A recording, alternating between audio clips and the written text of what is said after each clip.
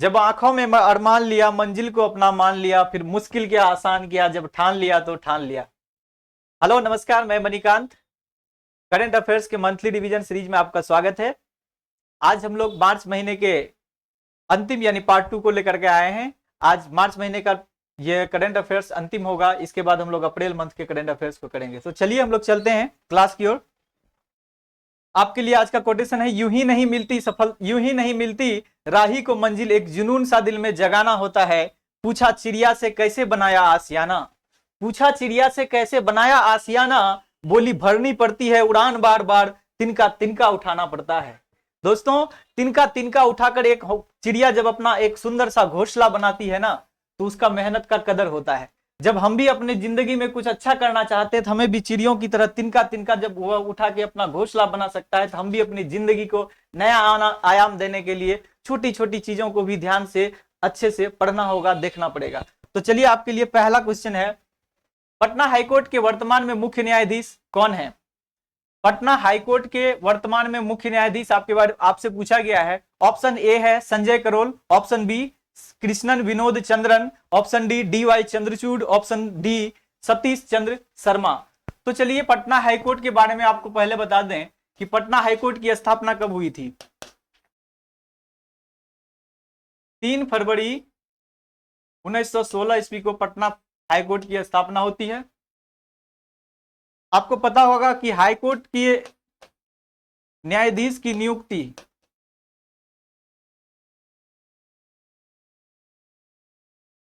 High court के न्यायाधीशों की नियुक्ति का उल्लेख संविधान के अनुच्छेद यानी आर्टिकल 217 में किया गया है। अनुच्छेद 217 कहता है कि नियुक्ति राष्ट्रपति द्वारा होगा, लेकिन नियुक्ति क्या होगा? राष्ट्रपति के द्वारा होगा, लेकिन राज्यपाल के परामर्श से, राज्यपाल के परामर्श पर। तो आप हमें बताएं कि पटना हाईकोर्ट के वर्तमान में नए मुख्य न्यायाधीश कौन है? तो संजय करोल की बात करें तो इसका स्थान ले चुके हैं अब कृष्णन विनोद चंद्रन। कृष्णन विनोद चंद्रन पटना हाईकोर्ट के नए वर्तमान मुख्य न्यायाधीश हैं। इन्होंने संजय करोल का स्थान लिया है। तो डी.वाई. चंद्रचूड़ कौन है? आप जानते हैं सुप्रीम कोर्ट में चीफ जस्टिस हैं, चीफ जस्टिस ऑफ इंडिया, मुख्य न्यायाधीश सुप्रीम कोर्ट के डी.वाई. चंद्रचूड़। सतीश चंद्र शर्मा दिल्ली हाईकोर्ट के मुख्य न्यायाधीश हैं। सतीश चंद्र शर्मा दिल्ली हाईकोर्ट के मुख्य न्यायाधीश हैं। तो आपका क्वेश्चन था पटना हाईकोर्ट के वर्तमान में मुख्य न्यायाधीश कौन है? कृष्णन विनोद चंद्रन। 3 फरवरी 1916 ईस्वी को पटना हाईकोर्ट की स्थापना होती है। हाईकोर्ट के न्यायाधीशों की नियुक्ति आर्टिकल 217 के तहत राष्ट्रपति के द्वारा राज्यपाल के परामर्श पर होता है। तो आप इसे अच्छे से नोट कर लें। नेक्स्ट क्वेश्चन है आपका, the book of Bihari literature नामक पुस्तक के संपादक कौन है? दोस्तों, बुक ऑफ बिहारी लिटरेचर नाम से स्पष्ट है कि बिहार के सभी लिटरेचर को इसमें कलेक्ट किया गया है। यानी बिहार में विभिन्न भाषाएं बोली जाती है, अवधी, मगधी, भोजपुरी, अंगिका, वज्जिका और संस्कृत, उर्दू। इन सभी भाषाओं के जितने भी लिटरेचर के जितने भी साहित्य थे, सभी साहित्यों को अंग्रेजी में अनुवाद करके एक कलेक्शन तैयार किया गया है और उसका नाम दिया गया the book of Bihari literature. इसका विमोचन किए हैं, बुक ऑफ बिहारी लिटरेचर का हाल ही में विमोचन किए हैं उद्योग मंत्री, बिहार के उद्योग मंत्री समीर सेठ ने, समीर कुमार महासेठ। बिहार के उद्योग मंत्री हैं समीर कुमार महासेठ। इनके द्वारा इसका क्या किया गया है? विमोचन किया गया है। लेकिन आपसे पूछा गया इसके संपादक कौन है, तो आपका आंसर हो जाएगा अभय कुमार। अभय कुमार इसके क्या है? संपादक हैं। ऑप्शन बी आपका आंसर हो जाएगा, द बिहारी लिटरेचर के संपादक अभय कुमार हैं। विश्वनाथ अर्लेकर यानी राजेंद्र विश्वनाथ अर्लेकर बिहार के राज्यपाल हैं, वर्तमान में बिहार के राज्यपाल हैं। अरुण सिन्हा। चलिए आपका ऑप्शन क्या हो गया? B number. तो आप नेक्स्ट इसके बारे में जानिए कि हाल ही में बिहार के उद्योग मंत्री समीर कुमार महासेठ ने अभय कुमार द्वारा संपादित पुस्तक the book of Bihari literature का विमोचन किया है। यह विमोचन मतलब हो गया कि लॉन्च किए हैं, इनके हाथों से लॉन्च कराया गया है इस बुक को। यह पुस्तक पिछले 2600 वर्षों की अवधि में, अभी आपको मैंने बताया, ये 2600 वर्षों की अवधि में लिखी गई कथाओं और कविताओं, पिछले 2600 वर्षों में लिखी गई कविताओं और कथाओं का संग्रह है। इसमें भोजपुरी, मैथिली, मगही, अंगिका, ये अविका लिखा गया है, अंगिका, अंगिका, वज्जिका, उर्दू, पाली, संस्कृत इत्यादि भाषाओं, विभिन्न भाषाओं से अंग्रेजी अनुवाद किया गया है। The book of Bihari literature, आपके एग्जाम की दृष्टि से यह बुक बहुत इंपॉर्टेंट होने वाला है, इसीलिए मैंने इसमें शामिल किया है। तो चलिए नेक्स्ट क्वेश्चन है आपका, बिहार बजट 2023-24 में राजकोषीय घाटा को कितने प्रतिशत के अंदर रखने की घोषणा की गई है? हाल ही में 28 फरवरी को बिहार बजट पेश किया गया। 28 फरवरी 2023 को बिहार बजट पेश किया गया है। बताइए बिहार का वर्तमान में वित्त मंत्री कौन है जो बजट पेश किए? बिहार के वित्त मंत्री हैं आपका विजय चौधरी। कौन है? विजय चौधरी। बिहार के वित्त मंत्री विजय चौधरी द्वारा बिहार बजट 28 फरवरी को लाया गया। इसमें राजकोषीय घाटा को कितने प्रतिशत के अंदर रखने की घोषणा की गई है? सबसे पहले आप समझिए कि राजकोषीय घाटा क्या है। राजकोषीय घाटा, आप जब भी बजट पढ़ते होंगे आपको राजकोषीय घाटा जैसे शब्द नजर आता है, राजस्व घाटा, राजकोषीय घाटा, प्राथमिक घाटा। तो ऐसे में राजकोषीय घाटा का आप सीधे अर्थों में समझिए, राजकोषीय घाटा मतलब सरकार के राजकोष में जितने पैसे आने की उम्मीद है उससे ज्यादा खर्च का अगर प्लान है तो यह राजकोषीय घाटा होगा। इससे भी सरल शब्दों में समझे कि राजकोषीय घाटा सीधा सीधा यह स्पष्ट करता है कि सरकार को अगले एक वर्ष में अपने इस बजट के अनुसार काम करने के लिए कितने लोन लेने की आवश्यकता है। मतलब यानी राजस्व की प्राप्ति, राजस्व की जो प्राप्ति होगी सरकार को, राजस्व प्राप्ति यानी रेवेन्यू इनकम सरकार को जो होगा वह कम होगा जितना कि उसे राजस्व व्यय करना है। कितना क्या करना है? राजस्व व्यय करना है। सॉरी, इसको राजस्व नहीं लिखेंगे, राजकोषीय लिखेंगे। राजकोषीय जितना भी राजस्व प्राप्ति होगा वही लिखिए, राजस्व प्राप्ति और राजस्व व्यय।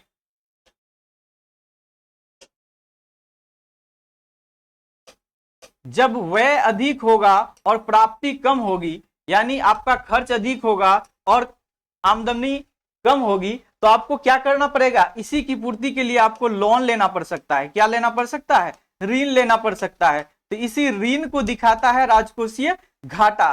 तो आपको राजकोषीय घाटा समझ में आ गया होगा। तो आप सीधे अर्थों में इतना समझिए, राजकोषीय घाटा आप शॉर्ट में सीधा लिखिए इसके बारे में कि सरकार के द्वारा ली जाने वाली संभावित ऋण। राजकोषीय घाटा का सीधा मतलब सरकार की ऋण। तो बिहार सरकार यह तय कर चुकी है कि अगले 2-3 वर्षों तक हमें अपने राजकोषीय घाटे को 3% के अंदर ही रखना है। मतलब हमें लोन अधिक नहीं लेना है, अधिक कर्ज में नहीं डूबना है। तो 3% के अंदर रहने की घोषणा की है बजट 2023-24 में। आपको देख रहा होगा ऑप्शन यहाँ 2.48। तो 2.48 क्या है? 2.48 बिहार का वर्तमान जो अभी वित्तीय वर्ष है 2023-24, इसका राजकोषीय घाटा है। अनुमानित राजकोषीय घाटा है कि अगले वर्ष हमारा राजकोषीय घाटा कितना रहने वाला है? 2.48 रहने वाला है। लेकिन 3% के अंदर हमें रखने की मतलब घोषणा की गई है। तो ये वाला अलग है और ये 2.48 अलग है। 2.48 अनुमानित राजकोषीय घाटा है जो फाइनेंशियल ईयर 2023-24 के लिए अनुमान लगाया गया है कि हमारा घाटा इस बार इतना होगा। लेकिन यह भी घोषणा की गई अगले 2-3 वर्षों तक हमें 3% के आसपास ही राजकोषीय घाटा को बनाए रखना है। इससे ज्यादा नहीं होना चाहिए, कम हो सकता है। 15.24%, 10.98%, ये आपका 10.98% 2021-22 में बिहार का राजकोषीय घाटा था। क्या था? बिहार का राजकोषीय घाटा, बिहार का घाटा राजकोषीय घाटा था 2021-22 में बिहार का। और ये राजकोषीय घाटा नहीं है, सॉरी, आप इसको यहां से कट कर लेंगे। ये आपका जीडीपी ग्रोथ है। जीडीपी ग्रोथ है 2021-22 2021-22 का जो एक्चुअल डाटा है बजट में सामने आया, ये है आपका जीडीपी ग्रोथ, बिहार का जीडीपी ग्रोथ रेट कितना है। 2021-22 का जो एक्चुअल डाटा अभी सामने आया, जीडीपी ग्रोथ रेट रहा है 10.98, 15.24%। ये जीडीपी ग्रोथ है वर्तमान अभी जो चल रहा है जीडीपी वृद्धि दर 2023-24 के लिए। तो आपको ये दोनों डाटा याद रखना है, आपसे पूछा जाएगा, क्योंकि बजट में 3 वर्ष का आंकड़ा हम लोग देखते हैं। तो 21 अभी 23-24 वाला बजट में 21-22 का एक्चुअल डाटा आएगा और ये वास्तविक डाटा है जीडीपी ग्रोथ रेट का 10.98 रहा है और 15.24% अभी 23-24 में रहने का अनुमान है जीडीपी वृद्धि दर का। ठीक है, नेक्स्ट वित्त मंत्री विजय कुमार चौधरी हैं। आपके बिहार के वित्त मंत्री भी कौन है? विजय कुमार चौधरी। बजट 2023-24 जो आया है, इसमें इसका कुल बजट का आकार कितना है? 2,61,885 करोड़। बजट का आकार कितना है 23-24 के लिए? 2,61,885 करोड़। पिछले 10 वर्षों में बिहार की अर्थव्यवस्था 3 गुनी हो चुकी है। पिछले 10 बजट में इस बात की घोषणा की गई कि पिछले 10 वर्षों में बिहार का जीडीपी ग्रोथ 3 गुनी हो चुकी है। जीडीपी, भारत की जो अर्थव्यवस्था है वो 3 गुनी हो चुकी है। एसजीडीपी यानी स्टेट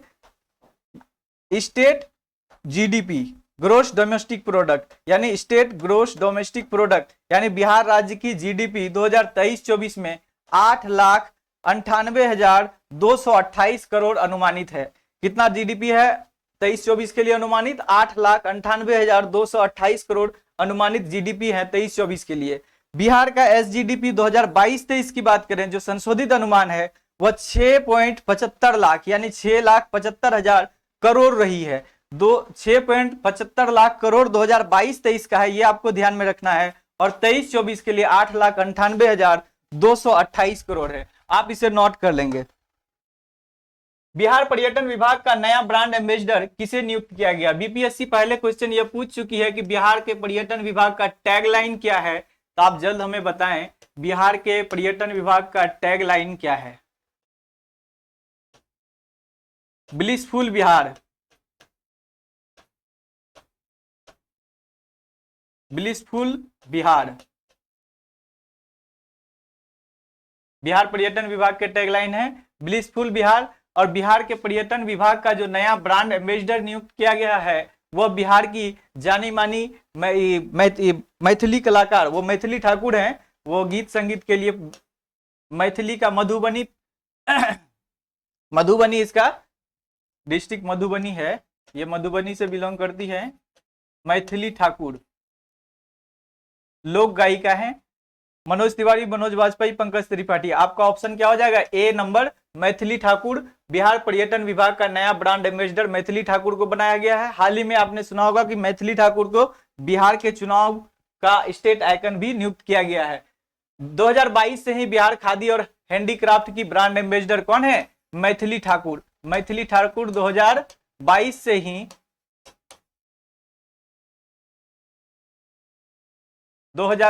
ही बिहार खादी और हैंडीक्राफ्ट की भी ब्रांड एम्बेसडर हैं। मैथिली ठाकुर ही चुनाव आयोग द्वारा बिहार का स्टेट आइकन भी नियुक्त किया गया। ये भी मैथिली ठाकुर हैं और ये भी मैथिली ठाकुर है। तो नेक्स्ट आपका क्वेश्चन कहता है, centre for monitoring Indian economy को फरवरी 2023 की रिपोर्ट के अनुसार बिहार की बेरोजगारी दर कितनी रही है? Centre for monitoring Indian economy के अनुसार हो जाएगा, के अनुसार फरवरी 2023 की रिपोर्ट के अनुसार, के फरवरी 2023 की रिपोर्ट के अनुसार बिहार की बेरोजगारी दर कितनी रही है? यहां देख रहे हैं 29.4%, 0.4%, 12.3%, 7.5%। तो बिहार की बेरोजगारी दर के साथ साथ इस बार अभी जो centre for monitoring Indian economy के द्वारा भारत में बेरोजगारी, राज्यवार बेरोजगारी दर की एक रिपोर्ट जारी की गई है। इस रिपोर्ट में हरियाणा में सर्वाधिक बेरोजगारी है। हरियाणा में ये 29.4% आपको जो दिख रहा है यह सर्वाधिक है। यह क्या है? सर्वाधिक बेरोजगारी है। और यह किस राज्य में है? हरियाणा में।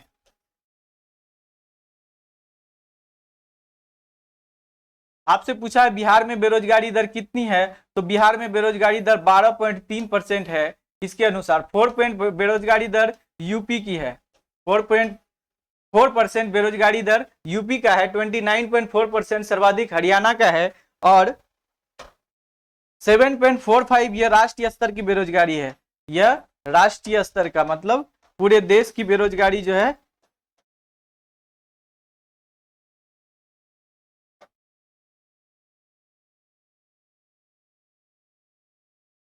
राष्ट्रीय स्तर पर बेरोजगारी की दर कितनी है?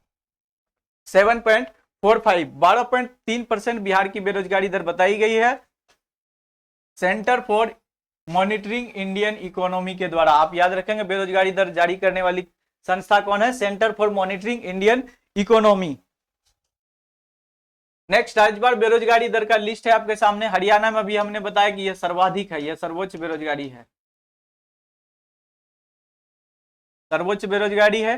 राजस्थान में 28.3%, हिमाचल प्रदेश 13.9%, उत्तराखंड 2.3%, उत्तर प्रदेश में मात्र 4%, मध्य प्रदेश में मात्र 2%, छत्तीसगढ़ में सबसे कम न्यूनतम, छत्तीसगढ़ में सबसे न्यूनतम बेरोजगारी है 0.8%, मतलब 1% से भी कम बेरोजगारी है छत्तीसगढ़ में। तो आप इसे नोट डाउन कर लेंगे। नेक्स्ट, 18वां राष्ट्रीय युवा एथलीट्स चैंपियनशिप में बिहार के किस खिलाड़ी ने सिल्वर मेडल जीता है? 18वां राष्ट्रीय युवा एथलीट्स चैंपियनशिप, राष्ट्रीय युवा एथलीट्स चैंपियनशिप में बिहार के किस खिलाड़ी ने सिल्वर मेडल जीता है, यानी रजत पदक जीता है? तो इसमें आपका ऑप्शन है पीयूष राज, लक्ष्मी झा, संतोष कुमार, रमेश बाबू।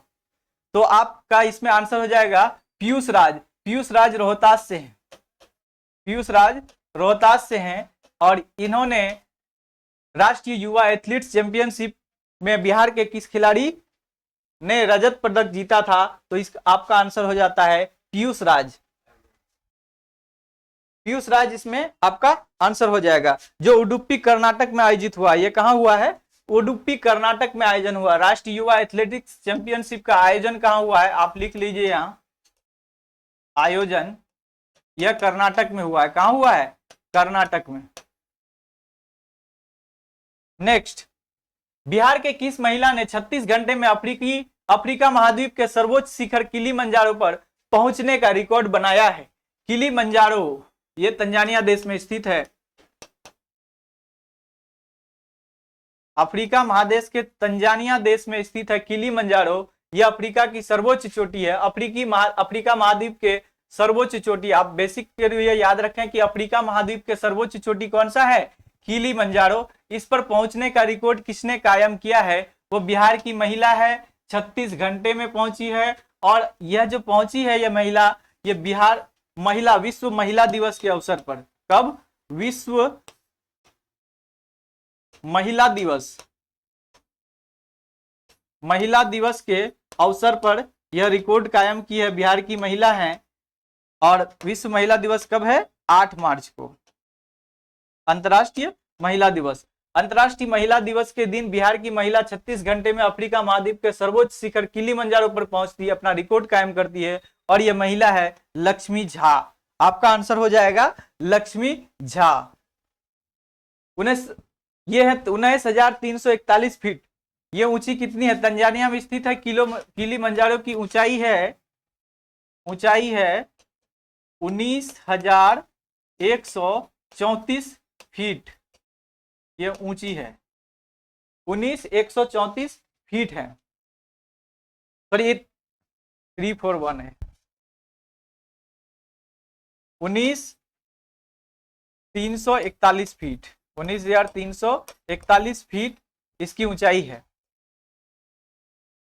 तो आपका नेक्स्ट क्वेश्चन है, बिहार समसामयिकी से शायद ये अंतिम प्रश्न होगा आपका मार्च महीने के लिए। 20 मार्च 2023 को विश्व गौरैया दिवस मनाया गया। इस वर्ष इसकी थीम क्या रही? 20 मार्च 2023 को विश्व गौरैया दिवस कब मनाया जाता है? 20 मार्च को। 20 मार्च को कौन सा दिवस मनाते हैं? विश्व गौरैया दिवस। तो विश्व गौरैया दिवस की इस बार थीम क्या रही थी 2023 में? ऑप्शन आपका है save sparrow, save life, love sparrow, I love sparrow, save sparrow for good climate. तो आपका ऑप्शन इसमें हो जाएगा C number, I love sparrow. विश्व गौरैया दिवस की थीम है आई लव स्पैरो। तो विश्व गौरैया दिवस कब मनाया जाता है? 20 मार्च को। इसके अलावा आप जान लीजिए कि विश्व गौरैया, जब गौरैया की बात चली है तो गौरैया क्या है? बिहार की राजकीय पक्षी, बिहार का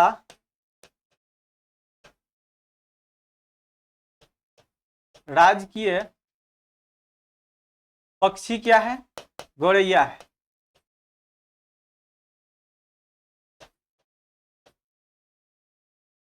आपसे अगर बिहार का राजकीय पशु पूछे तो वह बैल है।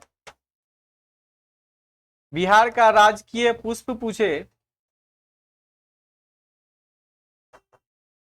वह गेंदा है। आपको राजकीय वृक्ष पूछे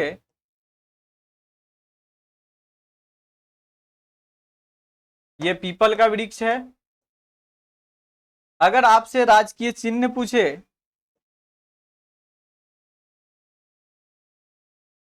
तो हम क्या लिखेंगे? बोधि वृक्ष। क्या लिखेंगे? बोधि वृक्ष। वैसे ऑप्शन में अगर बोधि वृक्ष के अलावा ऐसा आता है कि दो स्वास्तिक चिन्ह के मध्य बोधि वृक्ष, आप इस तरह से ड्रॉ कर सकते हैं। बिहार का जो राजकीय चिन्ह है वो कुछ इस तरह से है। ये एक वृक्ष है, इधर भी स्वास्तिक का चिन्ह है, यहां भी स्वास्तिक का, तो दो स्वास्तिक चिन्ह के मध्य बोधि वृक्ष, ये है आपका बिहार का प्रतीक। दो स्वास्तिक के मध्य बोधि वृक्ष। तो 20 मार्च विश्व गौरैया दिवस आपका यहाँ से बिहार समसामयिकी के प्रश्न खत्म होते हैं। तेरे में क्या हुनर है ये दिखाना जरूरी है, अगर तू जिंदा है तो जिंदा नजर आना जरूरी है। तेरे में क्या हुनर है ये दिखाना जरूरी है, अगर तू जिंदा है तो जिंदा नजर आना जरूरी है। तो आप दिल थाम के बैठे रहिए, आपको फिर से राष्ट्रीय और अंतर्राष्ट्रीय कुछ महत्वपूर्ण घटनाक्रम जो परीक्षा की दृष्टि से काफी महत्व रखता है, उनमें से कुछ चीजों को मैंने आपके लिए लाया है। भारत और किस देश के बीच मार्च 2023 में रणनीतिक साझेदारी पर सहमति हुई है? रणनीतिक साझेदारी, रणनीतिक साझेदारी यानी स्ट्रेटेजिक पार्टनरशिप। वे जो दो देश आपस में रणनीतिक साझेदारी करते हैं, इसको आप सिंपल वे में समझिए। जब दो दोस्त आपस में एक दूसरे से करीबी का रिश्ता शुरू करता है। वैसे तो मान लिया आप क्लास में पढ़ रहे हैं, बहुत सारे दोस्त एक दूसरे को जान रहे हैं, लेकिन कुछ दोस्तों के साथ आपका स्ट्रेटेजिक पार्टनरशिप होता है, वह आपके हर रणनीति में सहयोग करते हैं। आप इसमें रणनीतिक साझेदारी का अर्थ होता है कि दोनों देश क्या करेंगे? विश्व मंच पर, वैश्विक मंच पर एक दूसरे का सहयोग करेंगे। वैश्विक मंच पर एक दूसरे का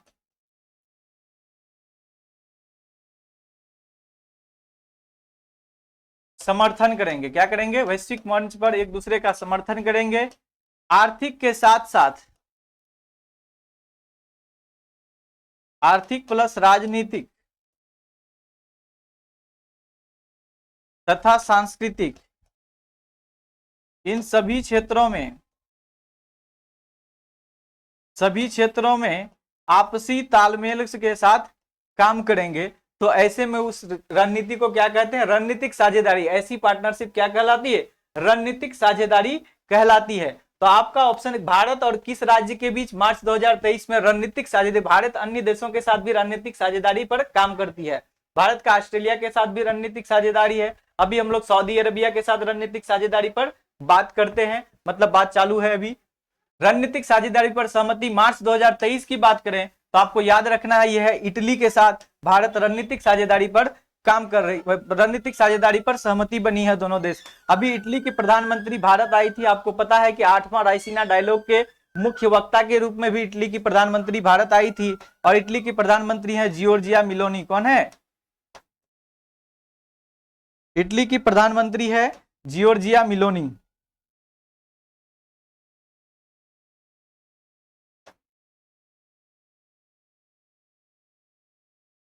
जियोर्जिया मेलोनी। वहीं आपके ऑप्शन में और भी कुछ है, वो इंपॉर्टेंट है आपके लिए। जर्मनी के चांसलर अभी कौन है? जर्मनी के चांसलर अभी ओलाफ सोल्ज बने हैं। कौन बने हैं?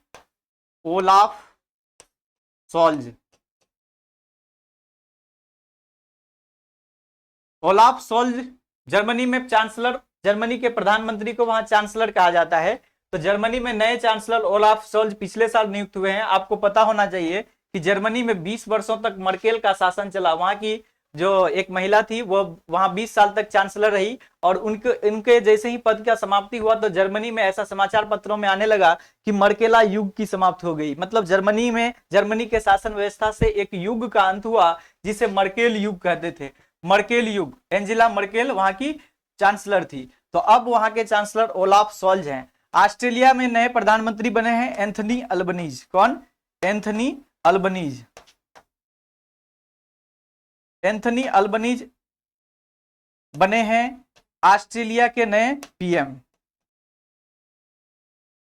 और इजराइल में भी फिर से प्रधानमंत्री बन के आए गए हैं बेंजामिन नेतन्याहू। बेंजामिन नेतन्याहू यहाँ के पीएम बन के फिर से पीएम नियुक्त हुए हैं, बेंजामिन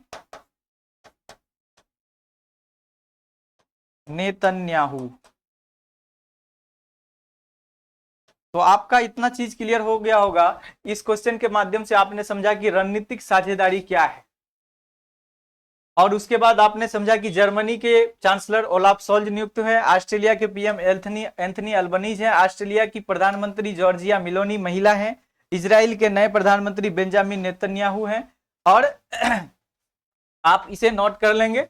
नेक्स्ट आपका क्वेश्चन है, हाल ही में केंद्र सरकार ने प्रस्तावित डिजिटल इंडिया अधिनियम 2023 पर पहली परामर्श बैठक आयोजित की। यह पूर्ववर्ती किस अधिनियम का स्थान लेगी? हाल ही में केंद्र सरकार ने एक डिजिटल इंडिया अधिनियम 2023 को प्रस्तावित की है।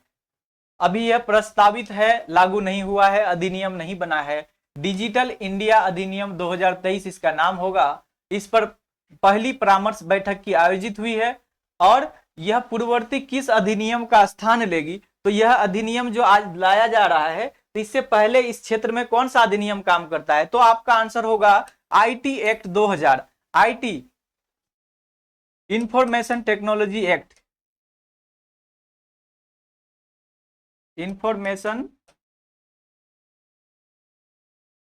टेक्नोलॉजी एक्ट 2000 ईस्वी में आई थी इंफॉर्मेशन टेक्नोलॉजी एक्ट। यही अधिनियम का स्थान लेने वाली है डिजिटल इंडिया अधिनियम 2023। तो आईटी एक्ट 2000 का नाम अब चेंज होकर के क्या हो जाएगा? डिजिटल इंडिया अधिनियम 2023। तो आप इसके बारे में जानने की क्यों लाने की जरूरत क्यों पड़ी? आईटी एक्ट 2000 में क्या कमियां थी? तो आईटी एक्ट 2000 इंटरनेट से जुड़ी वर्तमान समय की जो चुनौतियां हैं, यानी इंटरनेट से जुड़ी जो समकालीन चुनौतियां हैं, इन चुनौतियों के समाधान के लिए ये वाला अधिनियम मतलब कि फेल मार देता है। इस अधिनियम में वैसे कुछ प्रावधान नहीं है जो वर्तमान समय में इंटरनेट की चुनौतियां हैं। तो वर्तमान इंटरनेट, इसे लाने की जरूरत क्यों पड़ी? तो इसमें लिखे कि समकालिक या समकालीन इंटरनेट संबंधी चुनौतियों के समाधान के लिए, समकालीन इंटरनेट संबंधी चुनौतियों के समाधान के लिए इसकी जरूरत पड़ी। तो आप लगे हाथों में बताइए कि इंटरनेट का आविष्कार किसने किया? इंटरनेट के बारे में आप हमें बताइए, आविष्कारक कौन है? इसके आविष्कारक हैं विंटन। कौन है? विंटन। विंटन महोदय ने इंटरनेट की खोज कब की? 1883 ईस्वी में। अब भारत में इंटरनेट का शुरुआत कब से हुआ? भारत में इंटरनेट की शुरुआत कब से होती है? यह है आपका 1995। भारत में इंटरनेट की शुरुआत 1995 से होती है। विंटन महोदय इंटरनेट की खोज करते हैं 1883 ईस्वी में। इसे वर्ल्ड में लॉन्च किया जाता है। वर्तमान समय में भारत में इंटरनेट यूजर की संख्या लगभग 85 करोड़ है। लगभग 85 करोड़ इंटरनेट यूजर इंडिया में हैं। तो आपका नेक्स्ट क्वेश्चन, 22 मार्च 2023 को हाई स्पीड 6G संचार सेवाओं को शुरू करने के लिए भारत 6G विजन डॉक्यूमेंट का अनावरण किया गया है। अनावरण किसने किया है? तो बताइए कि भारत में 6G सेवा, अभी 4G से 5G हम लोग चला रहे हैं, अब 5G हमारे मार्केट में आ चुकी है, अब 5G से हम 6G की ओर बढ़ रहे हैं। तो 6G के लिए भारत सरकार ने एक भारत 6G प्रोजेक्ट लाया है। क्या लाया है? भारत 6G प्रोजेक्ट लाया है, जो 2 चरणों में लागू की जाएगी। भारत में 6G का मार्केट जो है वो 2 चरणों में लॉन्च किया जाएगा। अभी 6G को रखा गया है प्रशिक्षण के और अनुसंधान और प्रशिक्षण के अधीन। तो आप 6G संचार सेवाओं पर जब तक हम लोग 6G संचार सेवाएं नहीं लाते हैं, तो फिर हम विश्व के देशों के साथ, या फिर आज हम डिजिटल इंडिया की बात करते हैं तो इसमें हम अगुवाई नहीं कर सकते हैं। तो 6G के लिए भारत सरकार भारत 6G प्रोजेक्ट लाया है। क्या लाया है? Bharat 6G project. 6G से सीधा संबंध है, छठा जनरेशन है, या इंटरनेट का छठा जनरेशन, G फॉर जनरेशन है 6G, यानी छठवीं जनरेशन वाली इंटरनेट सुविधाएं। तो भारत 6G प्रोजेक्ट को 2 चरण में पूरा किया जाएगा, 2 चरण में। और ये 2 चरण कब से कब तक होगा वो आप जान जाइए कि 2023 से 2025 तक, फिर 2025 से 2030 तक, ये 2 चरणों में लॉन्च होगी। 2023 से 2025 तक का जो यह पहला चरण है, यह पहला चरण है और यह दूसरा चरण है। ठीक है, तो पहला चरण में इसे अनुसंधान और परीक्षण तक हम लोग सीमित रखेंगे। अनुसंधान एवं परीक्षण यानी शोध, टेस्टिंग, परीक्षण तक सीमित रहेगा।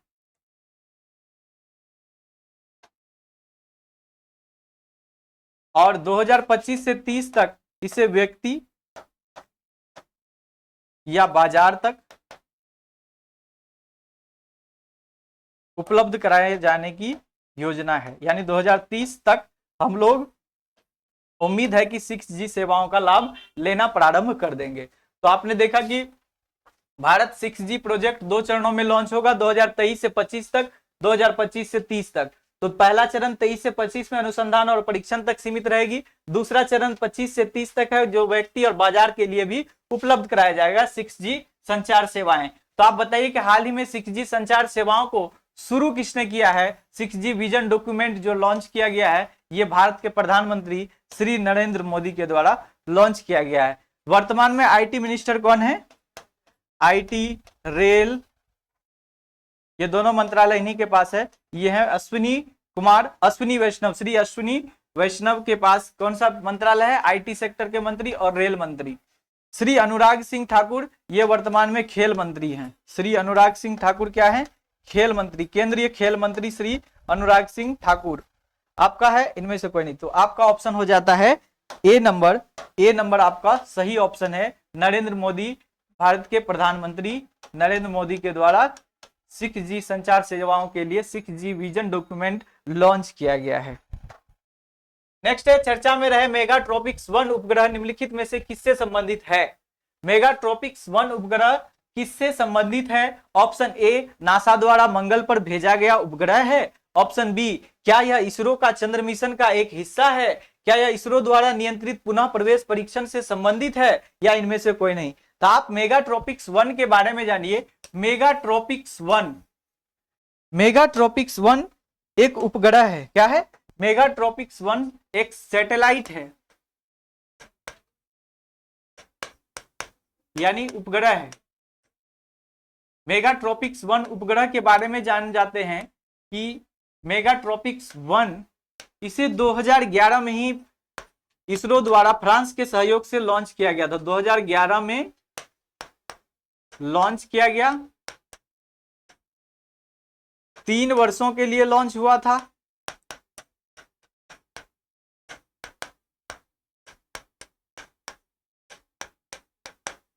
लेकिन 1 दशक तक इन्होंने सेवाएं दी, 1 दशक तक सेवा प्रदान किया। 1 दशक तक सेवा प्रदान करने के बाद अब क्या हुआ है? मेगाट्रॉपिक्स 1 उपग्रह, तो ये कौन सी सेवाएं दी? तो ये सेवा कौन सा था? तो मौसम और जलवायु संबंधी ज्ञान देते हैं। मौसम एवं जलवायु संबंधी, मौसम एवं जलवायु संबंधी जानकारी देती है मेगाट्रॉपिक्स उपग्रह।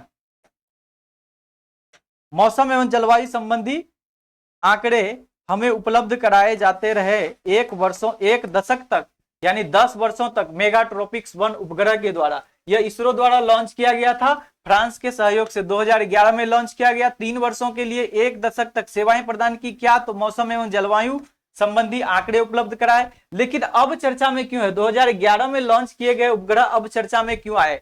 तो 2011 में लॉन्च किए गए उपग्रह को आपको पता होना चाहिए कि आज के डेट में उपग्रह, आज के डेट में अंतरिक्ष कचरा एक महत्वपूर्ण समस्या हो गई है। जितने भी देशों द्वारा आज हम लोग वर्ल्ड में एक वर्ष के अंदर सैकड़ों हजारों उपग्रह अंतरिक्ष में भेज रहे हैं, पृथ्वी के बाहर अंतरिक्ष में भेज रहे हैं, लेकिन वापस उनसे नहीं ला पा रहे हैं। हम जितने भी उपग्रह भेजते हैं या तो वह सफल होता है या असफल हो जाता है। जब उपग्रह हमारा सफल भी हो जाता है तो वो समय के साथ वो उसका कार्यविधि खत्म हो जाती है, वो इनएक्टिव हो जाता है। उसके बावजूद भी हम उसे वापस नहीं ला पाते हैं। ऐसी कोई तकनीक नहीं है हमारे पास जिसके वजह से वो सभी उपग्रह के छोटे छोटे टुकड़े या पूरा उपग्रह वहां अंतरिक्ष में चक्कर लगा रहा होता है। जब इन उपग्रहों को वहां चक्कर लगाते हुए जब जाम लग जाता है, जब हम नए उपग्रह भेजेंगे तो अब खतरा यह है कि नए उपग्रह से कहीं वो चक्कर लगाते हुए उपग्रह या कोई उपग्रह के कंपोनेंट या पार्ट्स अगर टकरा जाए तो विनाश उत्पन्न हो सकता है। तो ऐसे में अंतरिक्ष कचरे की समस्या का समाधान के लिए इसरो के द्वारा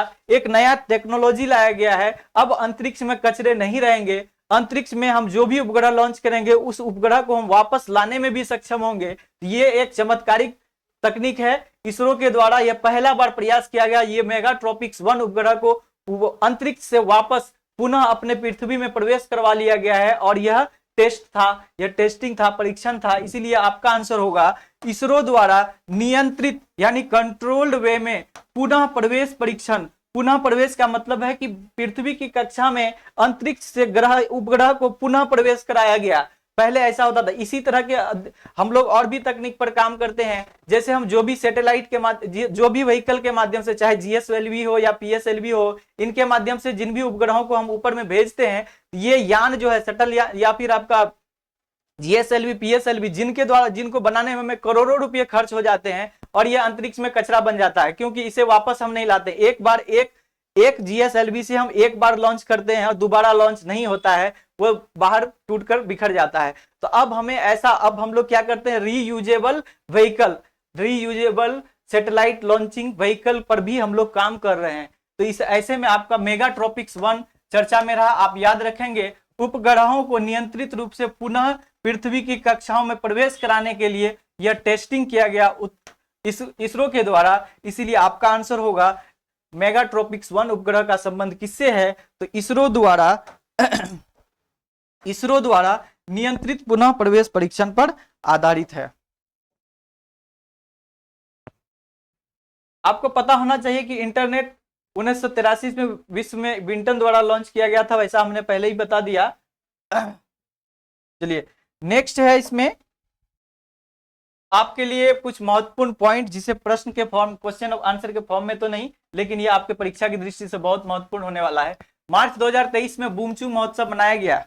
यह बूमचू महोत्सव सिक्किम में मनाया गया। कहां में?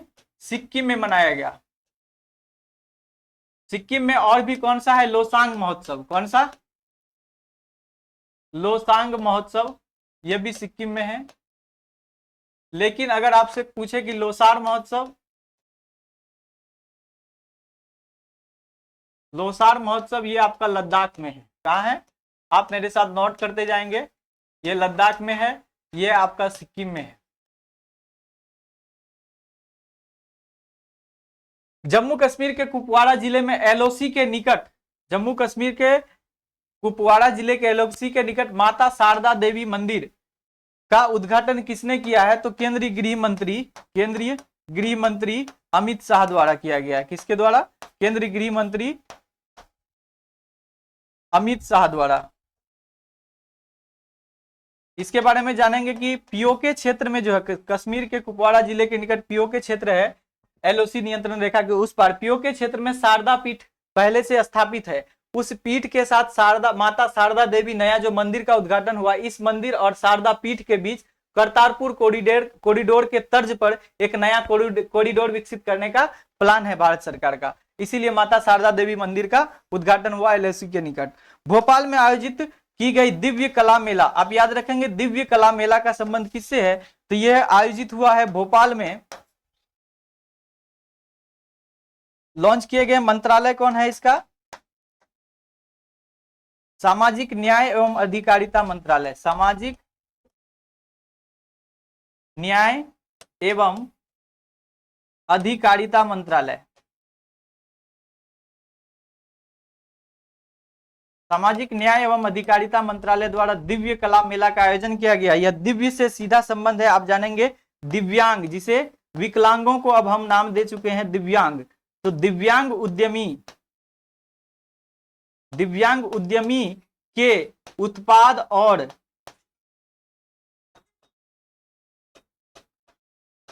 और कौशल का प्रदर्शनी है। यानी दिव्यांग लोगों के द्वारा जो भी उत्पाद प्रोडक्ट बनाए गए हैं या उसके अंदर जो भी स्किल है उसकी प्रदर्शनी लगाई गई है, यानी मेला लगाया गया है। ये भोपाल में आयोजित हुई है सामाजिक न्याय एवं अधिकारिता मंत्रालय के द्वारा। तो इसे आप याद रखेंगे, दिव्य कला मेला भोपाल में। नेक्स्ट है खंडगिरी और उदयगिरी की गुफाओं के अस्तित्व पर संकट हो रही है क्षति। यानी खंडगिरी और उदयगिरी की गुफाओं पर संकट नजर आ रहा है क्योंकि वहां क्षति हुई है, इसका जो है क्षरण होना शुरू हो गया है। तो क्या क्षरण होना शुरू हो गया तो हम क्या करें, हम इसलिए इसका संरक्षण इसलिए आवश्यक है, ऐतिहासिक रूप से बहुत महत्व रखते हैं उदयगिरी खंडगिरी। ये दोनों ही पहाड़ी कहाँ है, उड़ीसा में। आप मेरे साथ नोट करेंगे, ये दोनों पहाड़ी उड़ीसा में है। उदयगिरी पहाड़ी के बारे में आप सुने होंगे, उदयगिरी पहाड़ी का ही एक हिस्सा है हाथी गुम्फा अभिलेख।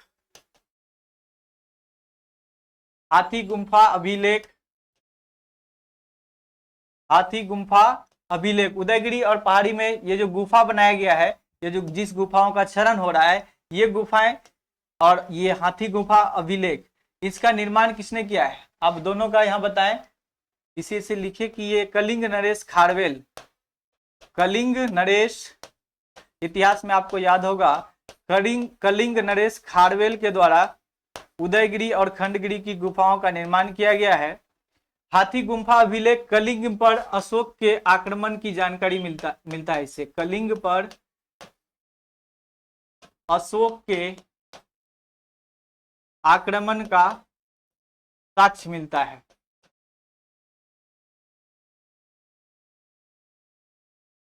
और हाथी गुम्फा अभिलेख और किसकी जानकारी देती है, उदयगिरी अभिलेख। उदयगिरी अभिलेख में ही चंद्रगुप्त द्वितीय, चंद्रगुप्त द्वितीय गुप्त वंश का, ये बहुत बाद का है। चंद्रगुप्त द्वितीय विक्रमादित्य के विजय अभियान के बारे में भी कुछ चर्चा इसमें मिलता है, विजय अभियान की चर्चा। ईस्टर द्वीप कहाँ है, ईस्टर द्वीप ये चिली में है, आपका दक्षिण अमेरिकी देश चिली है।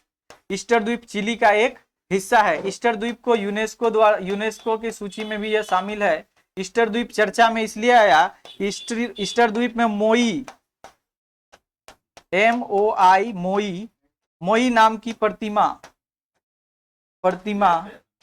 देखी गई है। यह एकास्म पत्थर का बना है, एकास्म पत्थर का बना एक मानव आकृति वाली प्रतिमा है, मानव आकृति, एकास्म पत्थर से बनी मानव आकृति की मूर्ति मिली है सूखे झील से। कहां से, ईस्टर द्वीप के एक सूखी झील से, इसीलिए यह चर्चा में आया। तो ईस्टर द्वीप किस देश से संबंधित है, Chile. Mundakopanishad the bridge to immortality, ये बुक है, ये क्या है, पुस्तक है।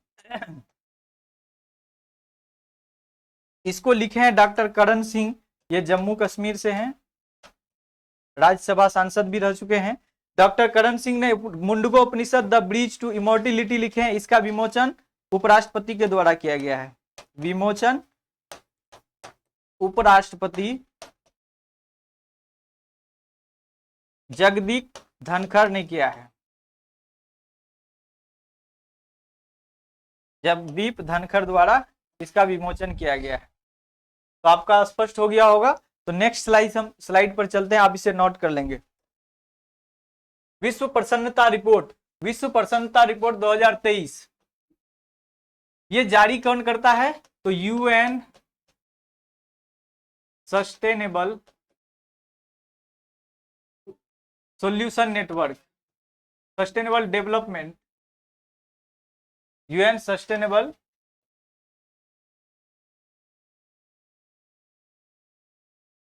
डेवलपमेंट सॉल्यूशन नेटवर्क,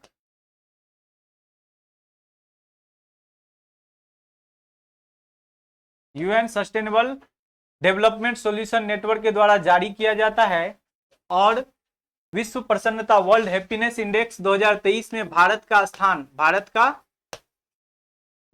स्थान है 126। कुल कितने सदस्य इसमें शामिल हैं? कुल सदस्य देश इस बार कितने शामिल हैं? 137। और पिछले बार 2022 की बात करें, 2022 में भारत का स्थान 136वां था। क्या था? अभी कितना है? 133वां, 136वां। लेकिन इसमें कुल सदस्य कितने थे? 146। तो अगर हम कहें कि बहुत सुधार किया है तो ऐसा कुछ नहीं है दोस्त, क्योंकि पहले आज 137 देशों में हम 126वें स्थान पर हैं और पिछले साल 146 देशों में 136वें स्थान पर थे। यह भी नोट करने की जरूरत है आपको। तो चलिए, वैश्विक आतंकवाद सूचकांक, ये इकोनॉमिक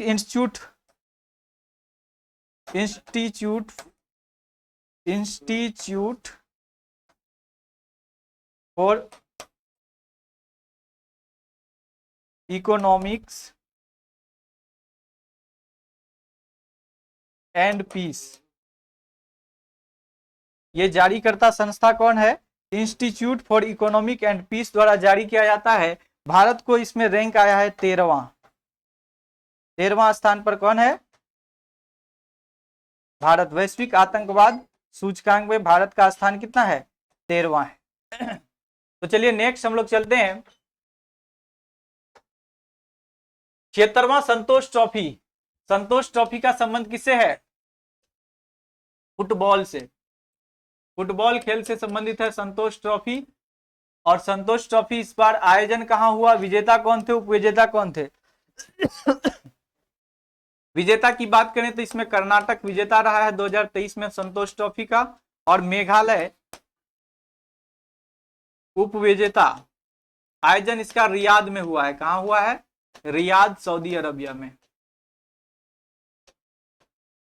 सऊदी अरब के रियाद में इसका आयोजन हुआ है। 76वां संतोष ट्रॉफी फुटबॉल से संबंधित है। कर्नाटक इसमें विजय हुए हैं, मेघालय इसमें उप विजेता रहा है। और रानी रामपाल के नाम हॉकी स्टेडियम कौन सा है? तो रानी रामपाल के नाम पर हॉकी स्टेडियम यूपी के रायबरेली में, यूपी के रायबरेली में हॉकी स्टेडियम का नाम रानी रामपाल के नाम पर रखा गया है। तो रानी रामपाल कौन है? वर्तमान में भारत की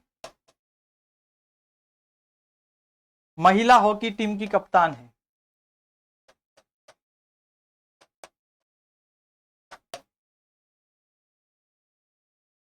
टीम की कप्तान है। तो रानी रामपाल के बारे में आप जानते हैं, भारत की महिला हॉकी टीम की कप्तान रानी रामपाल है। रानी रामपाल के नाम पर रायबरेली में हॉकी स्टेडियम का नाम रखा गया। WPL पहली बार लॉन्च हुआ। WPL world women premier league, women's premier league 2023 का आयोजन पहली बार हुआ है। ये आपके एग्जाम की दृष्टि से काफी महत्वपूर्ण है। इसके विजेता कौन है? तो मुंबई इंडियंस। इसके विजेता कौन है? मुंबई इंडियंस। और इसके जो उपविजेता हैं Delhi Capitals. Delhi Capitals. Orange cup और पर्पल कैप। तो पर्पल कैप किसके लिए मिलता है? विकेट चटकाने के लिए। सबसे ज्यादा विकेट लेने वाले को पर्पल कप और सबसे ज्यादा रन बनाने वाले को ऑरेंज कप। तो मैग लेनिन को मिला है, मैग लेनिंग को मिला है इसमें वीमेन प्रीमियर लीग के ऑरेंज कप का खिताब किसे मिला? मैग लेनिन को। इसमें है Hayley Matthews. Purple cup Hayley Matthews को मिला है। तो आप इन फैक्ट्स को आप याद रखेंगे। ऑरेंज कप मैग लेनिन्स को, पर्पल कप हेली मैथ्यूज को। एशियाई शतरंज महासंघ द्वारा प्लेयर ऑफ द ईयर किसे चुना गया है? एशियाई शतरंज महासंघ द्वारा player of the year doctor D Gukesh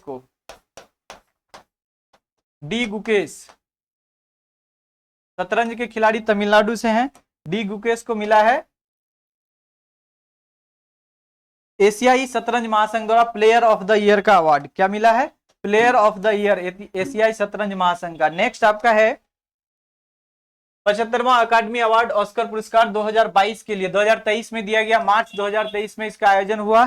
ये लॉस एंजल्स अमेरिका द्वारा दिया जाता है।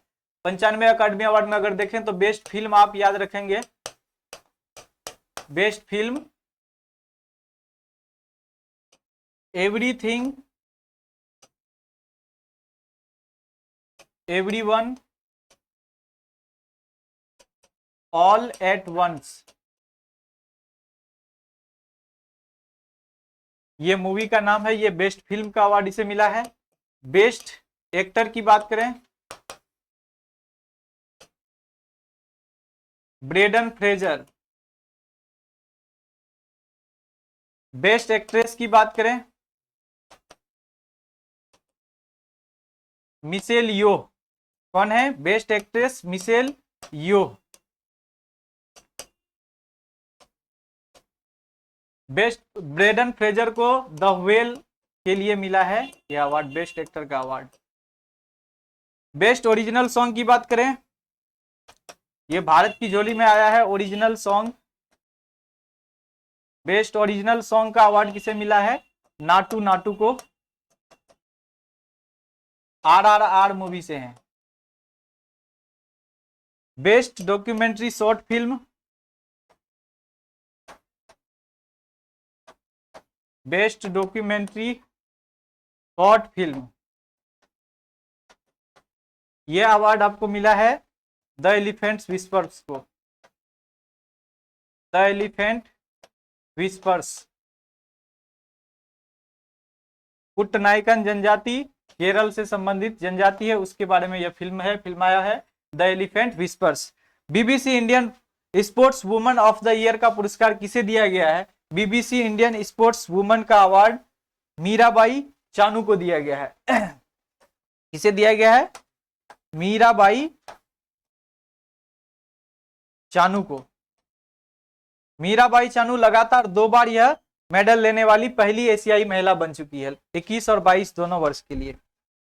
नेक्स्ट और अंतिम स्लाइड है 2023 मार्च 2023 के लिए आपका। भारत के नए महालेखा नियंत्रक CGA SS दुबे नियुक्त हुए हैं। SS दुबे की नियुक्ति किस पद पर हुई है? नए महालेखा नियंत्रक CGA, controller general and accountant. आपको एक CAG मिलता है, इसका अर्थ होता है नियंत्रक एवं महालेखा परीक्षक। नियंत्रक एवं महालेखा परीक्षक, नियंत्रक एवं महालेखा परीक्षक, इसे हम लोग क्या कहते हैं? CAG। यह संवैधानिक संस्था नहीं है, यह गैर संवैधानिक है, गैर संवैधानिक निकाय है, और यह आपका संवैधानिक निकाय है। क्या है? संवैधानिक निकाय है। संवैधानिक निकाय कैसे है? तो संविधान के अनुच्छेद 148 में इसका जिक्र है, इसके तहत इसकी नियुक्ति की जाती है CAG का। और वर्तमान में CAG कौन है? गिरीश चंद्र मुर्मू। कौन है? गिरीश चंद्र मुर्मू। वंदे भारत एक्सप्रेस ट्रेन चलाने वाली पहली महिला लोको पायलट, यह आपका सुरेखा यादव। वंदे भारत एक्सप्रेस ट्रेन चलाने वाली पहली महिला लोको पायलट, वैसे भी ट्रेन चलाने वाली पहली महिला लोको पायलट सुरेखा यादव ही हैं। तो आपका यह था मार्च महीने का अंतिम प्रश्न, और आपका इसी के साथ यह इस मार्च महीने के दूसरे एपिसोड यानी अंतिम एपिसोड का समाप्ति होता है। अगर आपको यह वीडियो अच्छा लगा हो तो आप नीचे कमेंट सेक्शन में हमें कमेंट करके बताएं। अगर कोई सुझाव हो तो आपके सुझाव का हमेशा स्वागत है। धन्यवाद।